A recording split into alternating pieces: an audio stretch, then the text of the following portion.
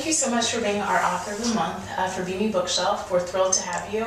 And I personally am a huge fan. I'm biracial, Mexican and Black, so it was really nice to encounter a character that was also biracial. My children are multiracial, so we've had a great time reading Marisol McDonald books and sharing that experience with them. So welcome. Thank you. I'm honored to be here, and I'm so glad your children liked my books. Thank you.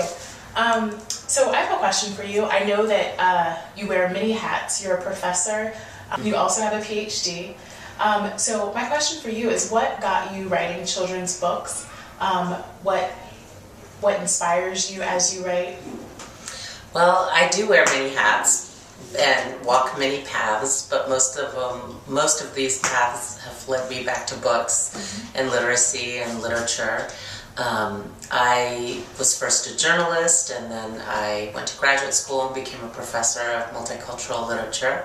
My specialties are U.S. Latino lit and African American lit. And then I had children, and I, of course, wanted to introduce books to them, and when I looked around, there weren't as many books as I had hoped depicting the complexity and beauty of my culture as the daughter of a South American mother and a North American father. And there's so many stories I wanted to share with them that just weren't there. I wanted them to know who Gabriela Mistral was, the first Latin American to win a Nobel Prize for Literature. I wanted them to know about the amazing activism of Dolores Huerta and Cesar Chavez. And so when I saw that those stories weren't really available in libraries and bookstores, I decided to write them myself. Excellent, excellent. So as you mentioned, you have many award-winning books, including the story of Dolores Huerta and Cesar Chavez, My Name is Celia, My Name is Gabito, Tito Puente, among many others. What was your favorite to write, and can you speak a little bit more about how you selected which stories you would tell? There's so many important figures who don't have, the stories for children. So how did you select the stories, and what was your process? Well, in terms of my biographies, every single book was a labor of love. I'm an English professor, I teach literature, so I've written about a lot of writers, not only Gabriela Mistral, but Pablo Neruda, the Chilean poet, and Gabriel Garcia Marquez, the Colombian writer, who I think is incredible. And so those were inspired by my love of literature and words itself, but also by their incredible personal stories. And for example, athletes and activists and musicians, each and every story that I've written, be it Celia Cruz or Pelé, all have remarkable stories of aspirations and dreams. Pelé, for example, was so poor that he didn't learn to play soccer, on a team with a fancy uniform. He and his friends used to play with grapefruits, with toronjas in the street. Or maybe if they couldn't find that, they'd take a sock and stuff the sock with newspaper. And so it's a pretty remarkable story. And when he finally got drafted for his first professional team, he didn't even play for a year. He was so skinny and undernourished that they said, just eat. And when he started playing, people thought he was the ball boy because he was so tiny. But it just goes to show you don't need money, you just need a dream. And that's what he had. And so he inspired me for one reason.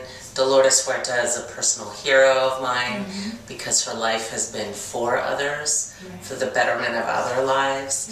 And then sometimes I pick people like Celia Cruz because she inspires me in a different way. She's an incredible musician.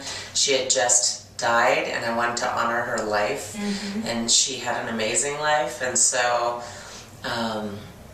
I wrote a story that paid homage to her in a fun way and introduced, hopefully, a new generation to her music. Definitely. That's one of my favorites as well. And you've touched on this, but why are you so committed to writing diverse books? Well, we live in a diverse world, so I think it's time, long past due, that our children's literature reflect that reality. And also, I think books have a huge role to play in children's lives. I think They can be a place of escape. They can be a place of dreaming, a place of affirmation. And I think in some ways that's why I made the shift from just starting with lots of biographies to writing more fictional characters, because being biracial, being multiracial, I really wanted to affirm the fact that we're not fractions, we're not half this and half that. I like to say that we have multitudes. We are not less than or part of. We are a whole, unto ourselves.